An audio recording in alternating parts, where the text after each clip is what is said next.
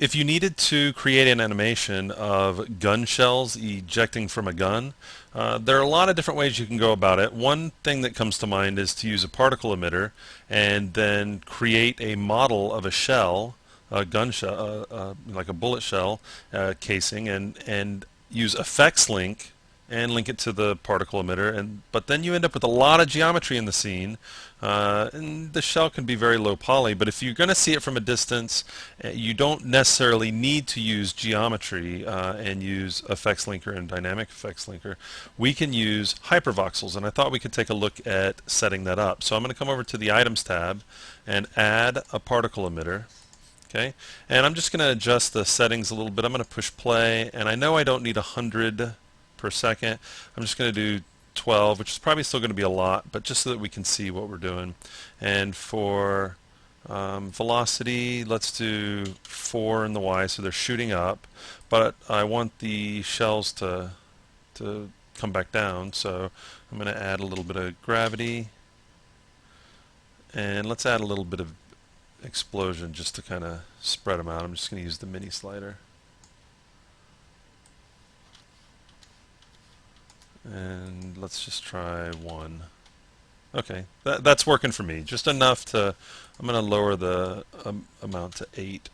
I'm going to show you my complete lack of gun knowledge, and I'm going to say that this many shells can be firing out of the gun at one time. But we'll get the idea. You can be as accurate as you want on your guns. I try and stay away from them. So I'm going to just point my camera right at the emitter. Something like this.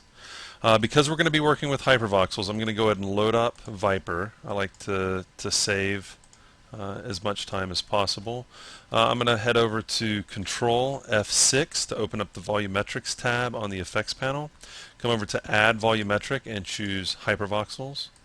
Double click, and we'll be working with these settings.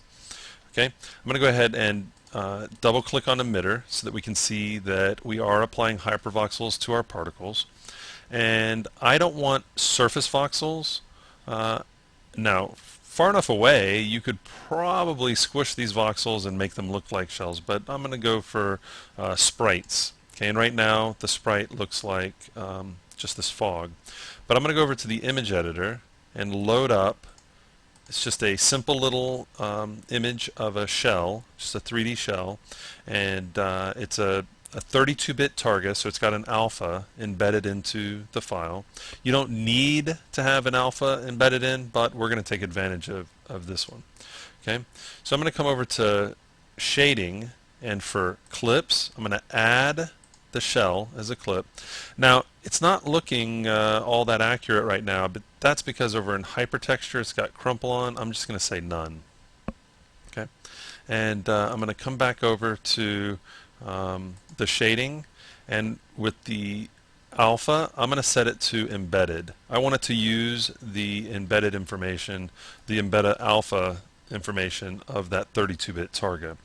Again, I don't have to have that. I could base it off of luminosity, or I could just key out the black. But there was some dark, and we can change the threshold and stuff, but there was some dark in there. I'm just going to take advantage of that embedded alpha. Okay, and what I'll do is jump over back to the geometry tab, and I'm going to size those shells down a bit. Something like that. Let's go to normal so they look a little bit better in our preview. And the other thing, well, let's do a quick little preview. Okay, so there goes some shells shooting out of the gun. Okay, they're flipping, and that's because we have a line to path set up. But let's go ahead and take a look at this. Push play.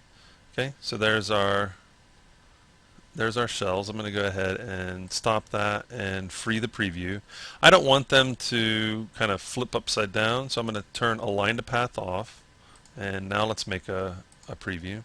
So now they're firing off and coming back down. Now, from a distance, we got a little highlight on there. We've got the shells coming out. They're particles, so they could bounce off the ground and do all kind of stuff. We're kind of close, so it kind of looks like they're coming out and back in. That's just the particle explosion. We can set up the particles however we want.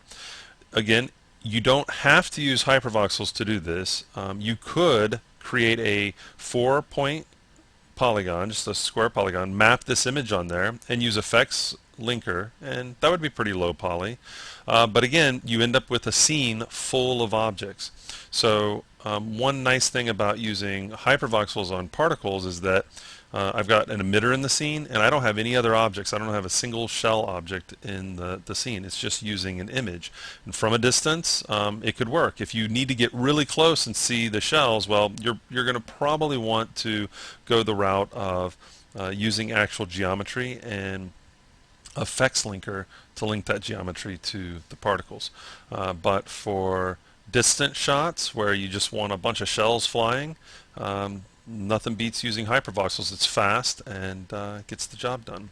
So that's just a quick look at using an image with hypervoxels, with hypervoxels set to object type sprite, and we're just applying over in shading. We're just applying that image and taking advantage of the alpha.